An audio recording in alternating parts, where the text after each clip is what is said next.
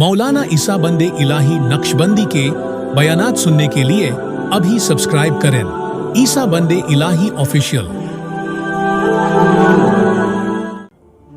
हमारे पास कलामुल्लाह है जो बड़ा दस्तूरुल अमल है, और ये कुरान जो है ना, ये सबसे बड़ा जो कलाम जो हमारे पास दस्तूर है।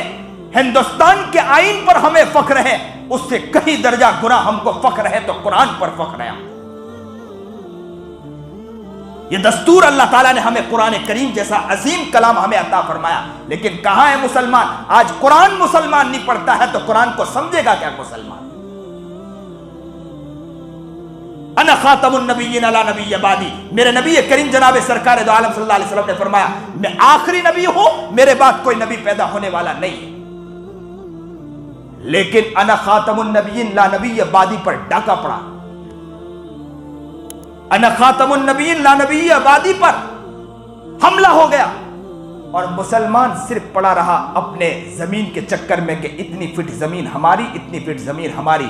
मेरे नबी की जमीन को लोगों ने हड़प कर दिया। मुसलमान सो रहा है, उसको देखने के लिए तैयार नहीं है, और देख रहा है तो किसके देख रहा है? अपनी जमीनों को देख रहा है।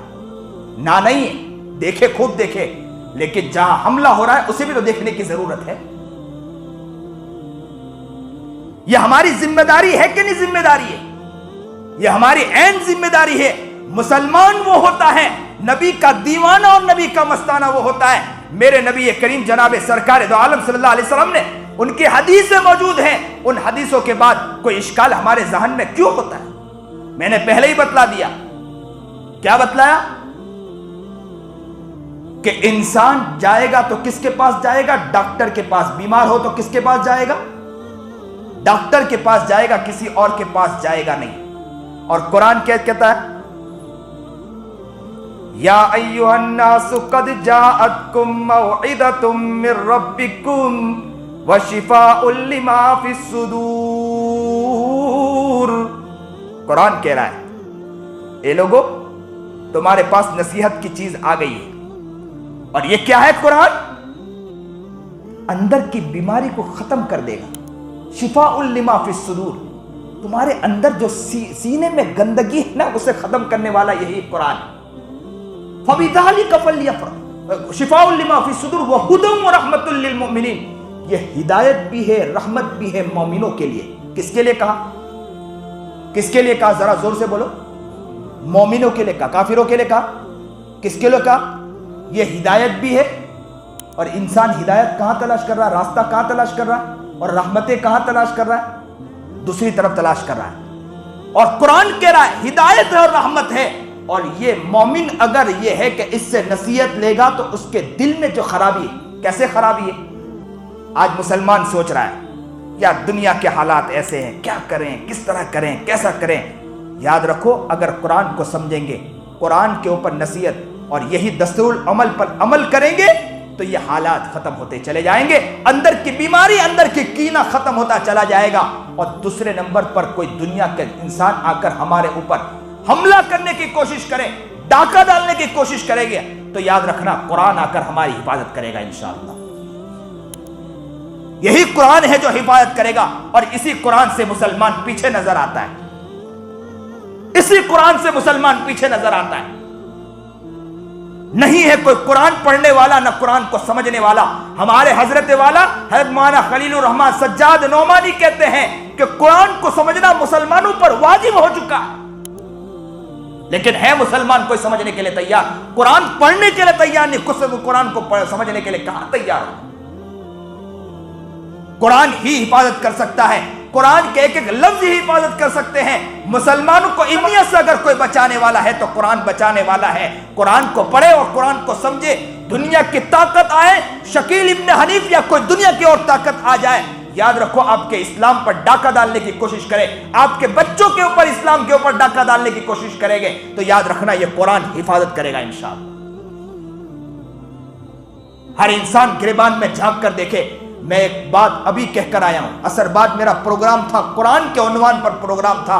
मैंने वहां लफ्ज कहा कि पहले शिकायत अगर कल कयामत के दिन कोई करेगा, अल्लाह अगर जन्नत में भेजना चाहे, لیکن شکایت کے لیے کوئی کرے گا تو پہلے قرآن آ کر کھڑا ہوگا اور کہے گا اللہ اسے بعد میں جنت میں جانا، پہلے مجھے اس کی اجازت دیجئے کہ میں اس سے سوال کروں کہ اس نے مجھے کتنا پڑھا ہے۔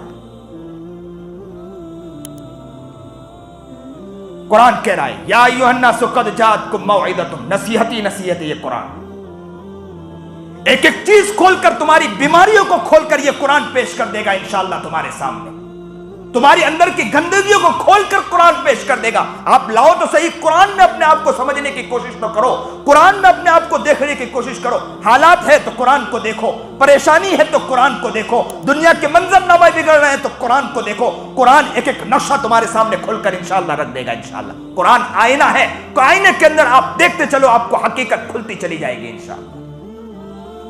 ہے کوئی قرآن کو دیکھنے والا، قرآن کو سمجھنے کے لیے تیار ہے؟ موعظۃ من ربکم، تمہارے رب کی طرف سے نصیحت کی چیز ہے۔ یہ قرآن منظرنامہ تمہیں پیش کرے گا، ایک ایک خرابی کو اندر سے نکال کے جڑ مڑ سے ختم کر دے گا انشاءاللہ۔ لیکن ہے موعظۃ من ربکم سمجھ کے اگر پڑھے گا انشاءاللہ شفاء لما فی الصدور، سینے کے اندر سے خرابی کو مٹا کر رکھ دے گا اللہ تعالیٰ۔ بہت سی خرابی ہے سینے کے اندر، ظلمت ہی ظلمت ہے۔ میں نے ایک لفظ کہا جو یہاں بھی کہہ دینا چاہتا ہوں، قرآن کس کا کلام ہے؟ کس کا کلام؟ کلام کسے کہتے ہیں؟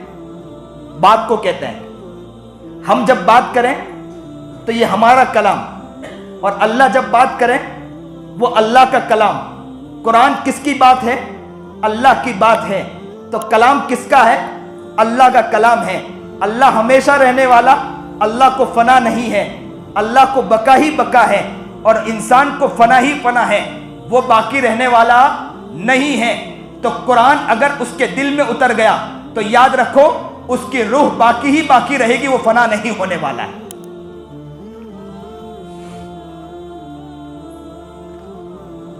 کیونکہ کلام اللہ، کلام کس کا؟ اللہ کا کلام ہے۔ کلام فنا ہو سکتا ہے؟ کلام فنا نہیں ہو سکتا ہے۔ جب اس کے روح کے اندر کلام اتر گیا تو کلام روح کے اندر اترنے کی وجہ سے انسان کا جسم تو مردہ کہلائے گا، لیکن یاد رکھنا روح مردہ نہیں ہوگی انسان کی۔ کسی شخص کو لے جایا جا رہا ہو، جسم کو لے جایا جا رہا ہو اور کفن میں لپٹا ہوا ہو، اگر وہ قرآن کا دیوانہ ہو، قرآن کو سمجھنے والا ہو، تو کہہ دینا کہ یہ جا تو رہا ہے، اس کا جسم تو جا رہا ہے، لیکن اس کا روح زندہ ہے۔ اس لیے کہ روح مرتی اس لیے مرتی نہیں کہ اس کے کلام اللہ کے ساتھ اس کا تعلق ہو چکا ہے، اور جس کا تعلق کلام اللہ قرآن کریم سے ہو چکا ہے وہ مردہ نہیں ہوتا ہے، وہ زندہ رہتا ہے۔